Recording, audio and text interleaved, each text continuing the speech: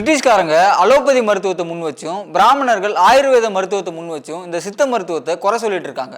ஆனால் தன்னுடைய மருத்துவ இதழில் தமிழ் வைத்தியமும் சமஸ்கிருத வைத்தியமும் அப்படிங்கிற தொடர் கட்டுரையில் இவங்க ரெண்டு தரப்பினருக்கும் பதில் எழுதுறாரு. இந்த சித்த மருத்துவம் சமஸ்கிருதத்திலேருந்து உருவானுச்சு அப்படின்னு சொல்லிட்டு இருந்த பார்ப்பனருடைய கருத்தை எதிர்த்து இந்த சித்த மருத்துவம் சுயமாக உருவானுச்சு, இந்த சித்த மருத்துவம் எந்த விதமான மருத்துவத்தினுடைய துணையும் இல்லாமல் இயங்குது அப்படிங்கிற வாதத்தை முன் வச்சு தன்னுடைய இதழில் எழுதுறாரு. இவருடைய வாதத்தில் இருக்கிற உண்மைத்தன்மையை புரிஞ்சுக்கிட்ட பார்ப்பனர்களுடைய கருத்துக்களை தன்னுடைய இதழில் பதிவு செய்கிறாரு.